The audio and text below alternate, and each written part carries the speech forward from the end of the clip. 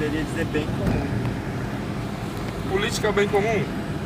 Caramba, a primeira pessoa que me responde isso, velho. É a arte do bem comum. A arte do bem comum. É, Velho, que resposta legal. na ideia é. Não, porque acho que não é uma questão de. Eu não vejo uma questão ideia, mas sim a política como uma coisa, entende? Como um fato, entende? Ah, como um fato? A política como uma coisa, assim. Mas você fala política no Brasil? Não, tô falando que é a política. Ah, Pra humanidade, né? Não seria. então- Não, mas a sua resposta foi boa, assim, que eu acho que não tem uma resposta que seria certa, mas tem aquela resposta que você fala, não, essa resposta se encaixa bem nessa pergunta, só que é um contexto que, bem dizer, política é tudo, certo? Só que tudo está se relacionando, então a resposta que pra mim é mais completa é pensar que política é relacionamento, porque vai além de ser bem-estar ou não ser bem-estar, mas é que é legal que o objetivo é isso, chegar num bem-estar social, né? Seja da forma, mas é como você falou, tem pessoas que abraçam a maldade e não importa com isso. Só que aí encaixa mais pra essa pessoa porque ela tá se relacionando, mesmo se for pelo mal, né? Entendeu? Porque por isso que relacionamento, eu parto de relacionamento da vida biológica, né? Relacionamento biológico. Alguns cientistas políticos aqui também disse coisa de ser relacionamentos interpessoais, né? Indo pro ponto, você tem um contato com o aplicativo, eu tenho também, a gente tá tendo um contato aqui, né? Assim, eu gosto muito de entrar nessa reflexão, de poder falar de política ainda sem um nível de paixão, sem defender A ou B, sabe? Porque é um problema, às vezes, o que é política? O Bolsonaro. Não, mas o Lula, a economia tá indo ruim, que não sei o que, sabe? Tem pessoas que não conseguem desvincular uma personalidade, uma figura, sabe? Tipo assim, isso é perigoso, velho. Quando essas pessoas tá ao redor de pessoas que tá com recorte da realidade, sabe? Porque a gente viu como que esses pessoal levantaram a bandeira e foram numa militância assim, cara, que era a nível, na véspera do Natal, explodir um aeroporto internacional da capital de um país em uma rodoviária, no centro da cidade. Então, entende? Depois assim, poderia virar qualquer coisa. Oi? Pleno século XXI. Eu acho que assim, eu não faço comparação com questão de tempo, porque é muito complexo, né? Tanto lá atrás quanto aqui, existe muito resquício da coisa não ser semelhante, mas ainda tá no mesmo contexto. Tipo, aceitávamos a escravidão no passado, hoje a gente vê que a escravidão como era naquela época não é aceita, de ter pessoas acorrentadas. Assim como mulher não poderia ter voto. Eu, com a causa do veganismo, hoje a gente fala assim, hoje a gente come carne, mas talvez amanhã a gente vai ver que, cara, a violência que a gente está fazendo com os animais, com o planeta. Entende? É mais um pouco assim esse contexto de tempo, né? Porque por mais que seja a resquício assim, mesmo com a tecnologia daquele tempo, né? E assim acontecer esse resquício do relacionamento, da população se desvirtuar para um movimento sádico, ou às vezes dar uma acendida, né? A gente vê resquício em todo o tempo assim da história, né? Vendo que lá atrás teve sociedade parecer que era evoluída e mesmo assim uma sociedade primitiva. Não sei se eu me fiz entender nesse contexto, assim, mas é triste ver a gente com tanta tecnologia, com muita coisa, informação na palma da mão e o pessoal assim ainda, né? A terra é plana, sei lá. É um sintoma do sistema educacional brasileiro. Eu acho que pra mim é mais do sistema democrático, que aí seria o outro ponto que eu queria falar pra você. Você acha que a gente vive numa democracia? Eu queria perguntar, né? Não, eu acho que, aliás, a gente vive numa democracia, mas é uma democracia muito jovem.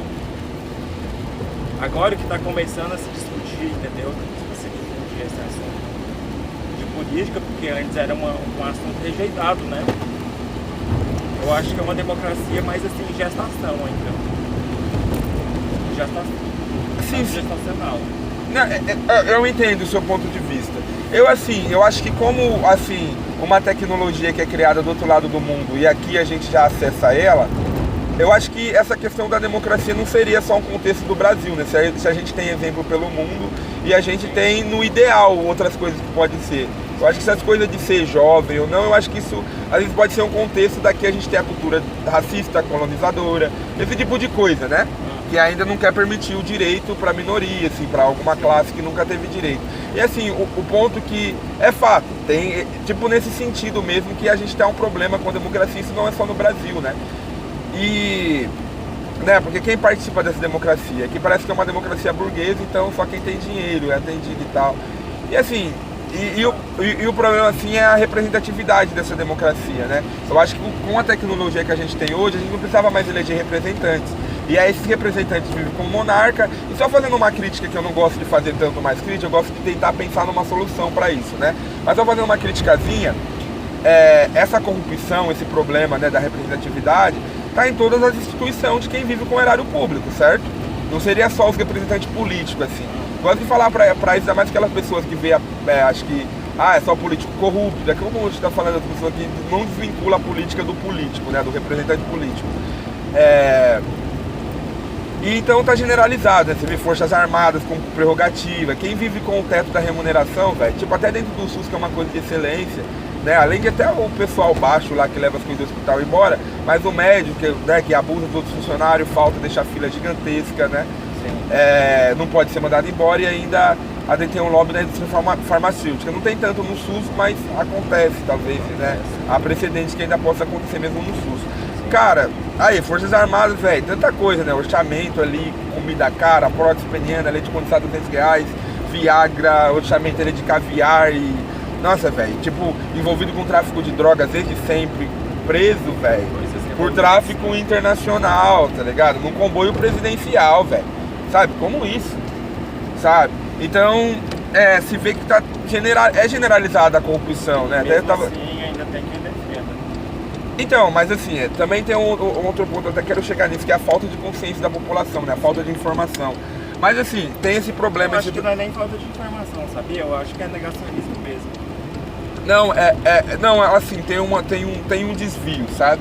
Porque tem pessoas que, de certa forma, eu não consigo criticá-la pela sua posição política, porque ela nem se formou em nada, ela nem consegue refletir, às vezes ela nem tem tempo para refletir o que é política, como a gente está fazendo agora, sabe? É por isso que, como eu falei, a democracia está muito fragilizada, muito violentada. Então, assim, diante desse problema, eu ia falar do judiciário, né? Porque é um dos piores também, porque desde a polícia militar e civil até os tribunais ali, tem muito precedente prerrogativo para corrupção. Esse é meu amigo, essa coisa aqui, né? Passando um pano para empresa que faz, né, problema e violência gigantesca com a população e tal.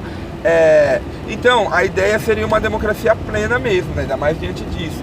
Então, cara, a gente tá com resquício aqui que isso poderia vir de cima, não precisava a gente despertar consciência no coletivo, os trabalhadores se revoltar, tá ligado?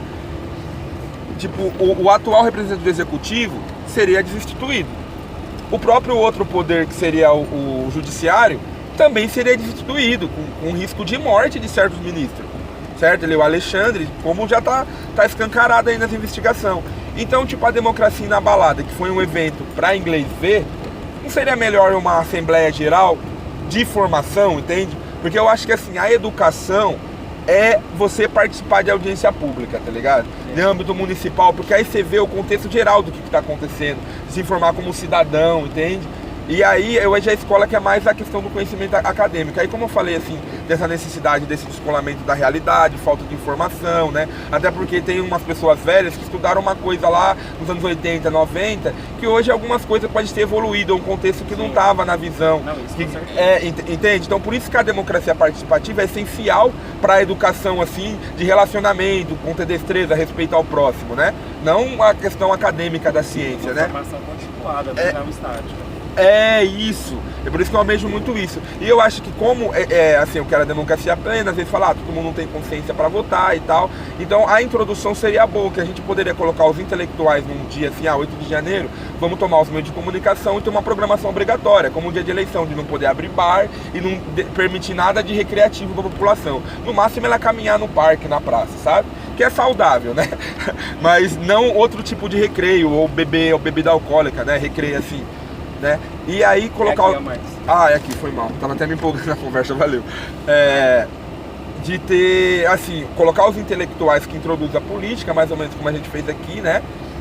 muito mais aprofundada, né, que isso, muito mais aprofundado, e depois mostrar as liturgias, as prerrogativas da estrutura democrática ali. Eu acho que introduziu política, vamos vir com o direito, né, que é a primeira cláusula, então a gente mostra o judiciário todo para a população, a prerrogativa aqui da Polícia Militar e Civil até o STF, cada pasta, o que ele pode fazer, o código de conduta, onde que pode ter os presidentes de corrupção, tudo, né?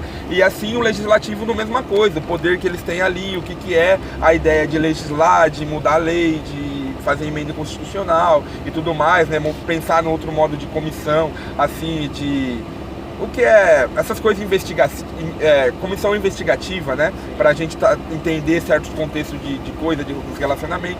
Outro ponto é o executivo, né? Com todos os ministérios ali, as prerrogativas.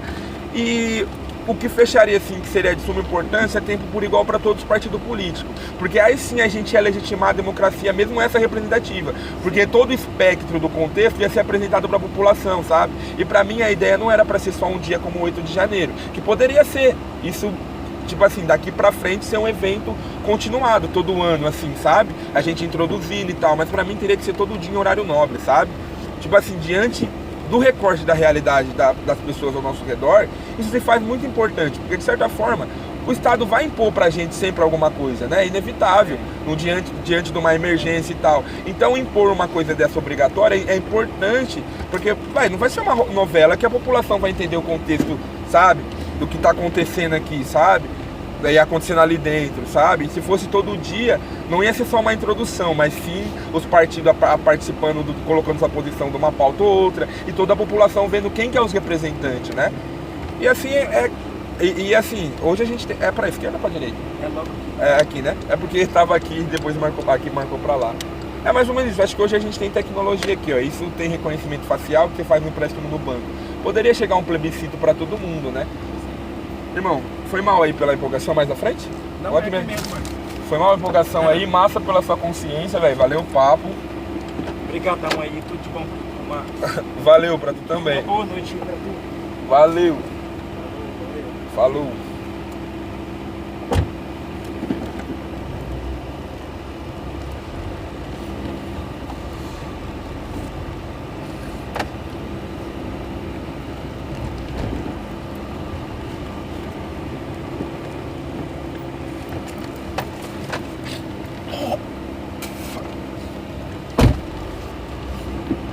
Vamos lá de novo.